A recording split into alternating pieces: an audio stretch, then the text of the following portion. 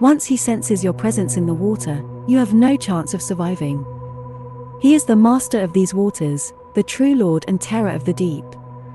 There are monstrous legends about him, thousands of deaths attributed to him. And science is still unsure if he even exists. They call him the murderer, the thug, the river devil, but how much truth is there in these tales? Let's find out. Our guest tonight is the catfish ogre, the GOONCH. GOONCH sightings are reported from all over India, Nepal, China and Vietnam. Fishermen are often lucky enough to catch one.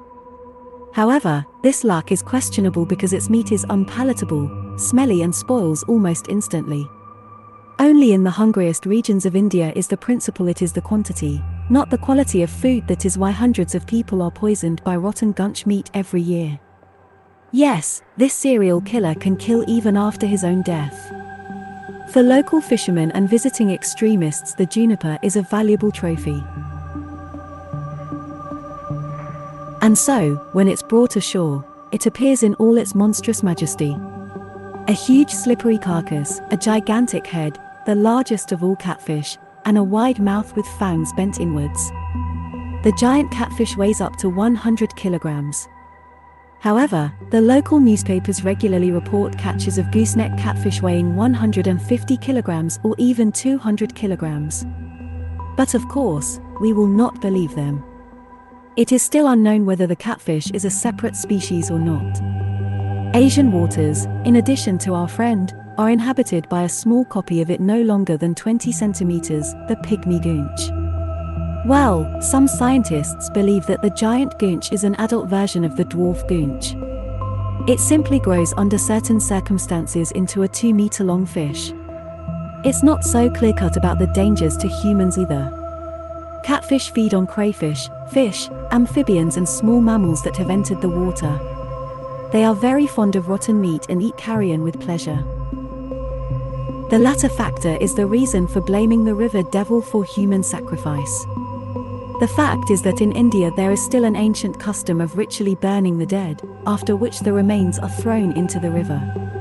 After a series of mysterious disappearances of humans in the Mahakali River area, it was suggested that catfish had become addicted to human meat from the fires and had now switched from rotting to, so to speak, healthy eating. Since then, the shadow of the killer catfish has wandered over every case of human disappearance in the jungle without a trace. There is no documented evidence of the goonch's attacks on humans.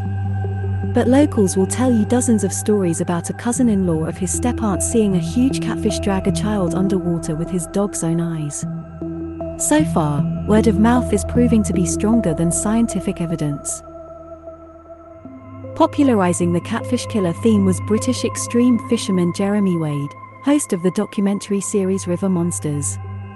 The program recounted an incident in the Kali River where dozens of people and livestock disappeared between 1998 and 2007, with all witnesses reporting they had been dragged under the water by a giant river pig.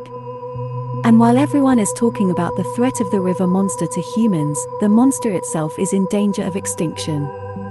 Due to its secretive lifestyle in the rough waters among the impenetrable jungle, researchers of the gun dogs are unable to determine at least the approximate size of their population. We don't know how many are left, but we do know that sightings of giant catfish are becoming rarer, and there must be a reason for this. And while India's population is slowly crossing another million, the river killer that has plagued the entire country is already in the Red Book. In some tribal communities in India, the killer catfish is worshipped as a deity and called the Bastar shark. Hunting is strictly forbidden here, it is considered a crime. There have even been attempts to make it the official symbol of the state of Chhattisgarh. Maybe at least the water devil could find a safe haven there. After all, it turns out that the devil is not as bad as you make him out to be.